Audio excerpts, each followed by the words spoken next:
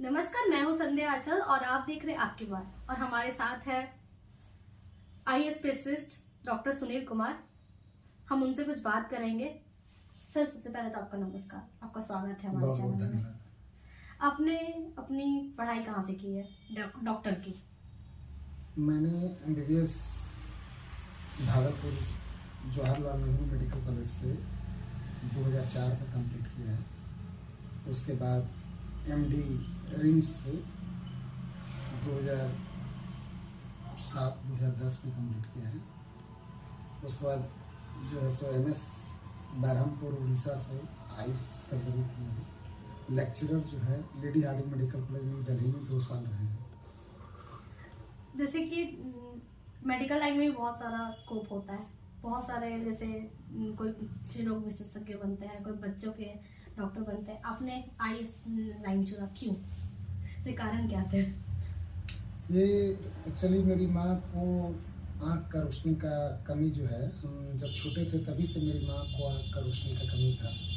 और माँ को हम देश के कम से कम 10 से 15 बड़े आई हॉस्पिटल में माँ को इलाज कराने के लिए गए, जिसमें बहुत अच्छा संतोषजनक रिजल्ट हमको नहीं मिला।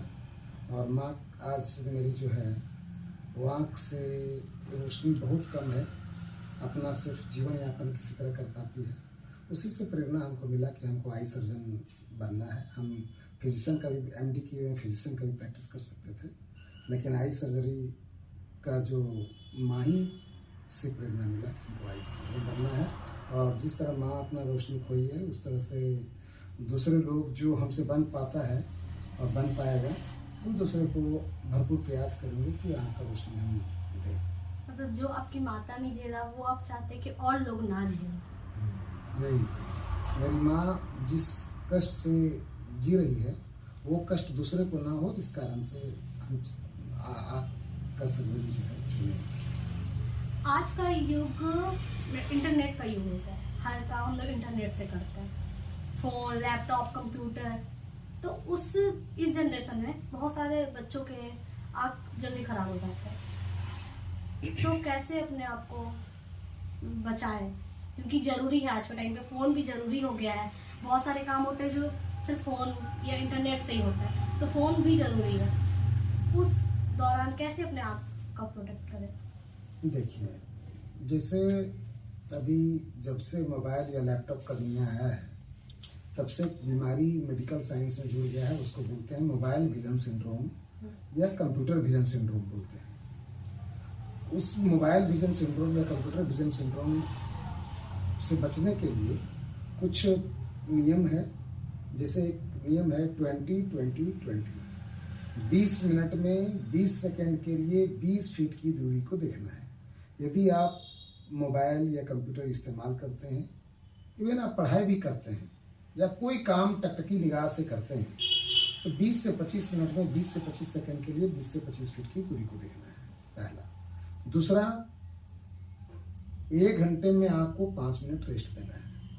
तीसरा, जो हम लोग का ब्लिंकिंग प्रोसेस है, ये ब्लिंकिंग प्रोसेस के कारण हमारे आँख में पानी जो है, जो आता है, जिसको आंसू बोलते हैं, वो आँख के ऊपर एक टंकी होता है, लैक्रिमल ग्लैंड बोलते हैं, वो पानी आँख में छोड़ता है।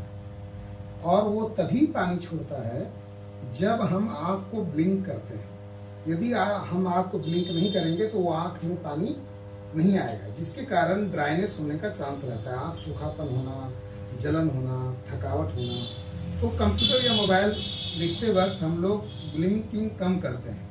नॉर्मली हम लोग 1 मिनट में 10 से 12 बार ब्लिंक करते हैं, लेकिन जब ये सिस्टम यूज करते हैं मोबाइल, लैपटॉप वगैरह, तो वो ब्लिंकिंग घट के किसी का 2-3 पर मिनट हो जाता है, जिसके कारण ड्राइनेज बढ़ता है, रोशनी में कमी आ सकता है, जलन हो सकता है, थकावट हो सकता है।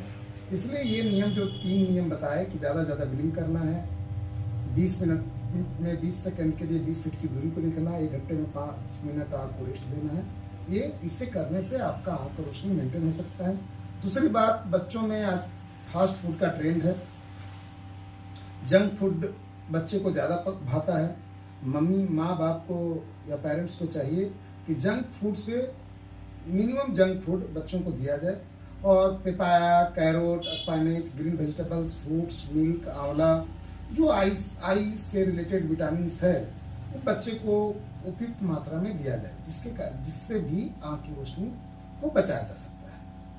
कई बार देखा जाता है कि बच्चों का बचपन से ही आंखों की रोशनी कम हो जाती है, तो फिर उसमें क्या कर सकते हैं? बच्चों की आंखों की रोशनी जो जन्म से जिसका आंख का रोशनी कम होता है, उसमें 2-3 बात है। एक जेनेटिक डिजीज जैसे कंजेनिटल कैटरेक्ट होता है, कंजेनिटल मोतियाबिंद। बच्चों में मोतियाबिंद भी लेस देन 1% में मोतियाबिंद बच्चों में भी पाया जाता है, तो उसको कंजेनिटल कैटरेक्ट बोलते हैं। उसको अर्ली आइडेंटिफिकेशन बहुत जरूरी है।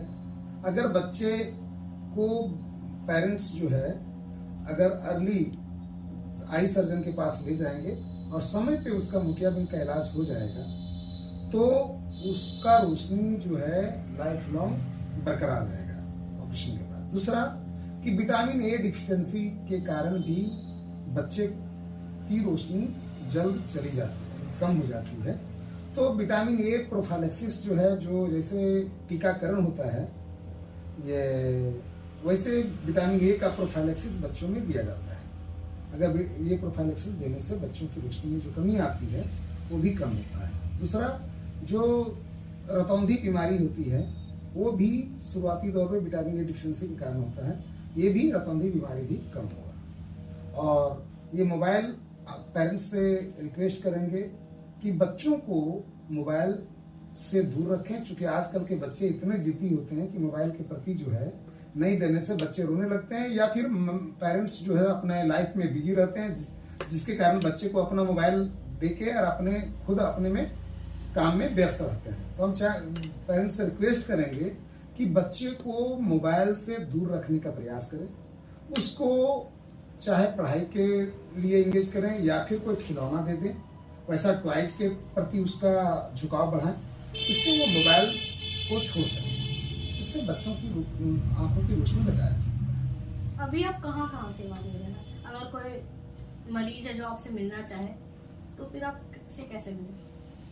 अभी सबसे यहाँ करीब 4 वर्षों से सदर हॉस्पिटल कोडरमा में हम मुख्य नेत्र सर्जन के रूप में काम कर रहे हैं, और अभी तक करीब हजारों ऑपरेशन जो है हम सदर हॉस्पिटल में भी कर चुके हैं। और 3 साल पहले डॉक्टर बाबा साहब अम्बेडकर नेत्रालय हॉस्पिटल ब्लॉक रोड में स्टेट बैंक के बगल में मेरा अपना चल रहा है, जिसका डायरेक्टर मैं खुद हूँ। और मेरा एक सपना है कि जो मेरे समाज में या दूर दराज के गांव में जो मोतियाबिंद के पेशेंट सफ़र कर रहे हैं, या काला मोतिया से सफ़र कर रहे हैं, या रेटिना के प्रॉब्लम से कोई सफ़र कर रहे हैं, उसको जो वो मेरे से सरकारी हॉस्पिटल में भी कंसल्ट कर सकते हैं, या मेरे हॉस्पिटल जो डॉक्टर बाबा साहब अम्बेडकर नेत्रालय हॉस्पिटल है उसमें भी संपर्क कर सकते हैं।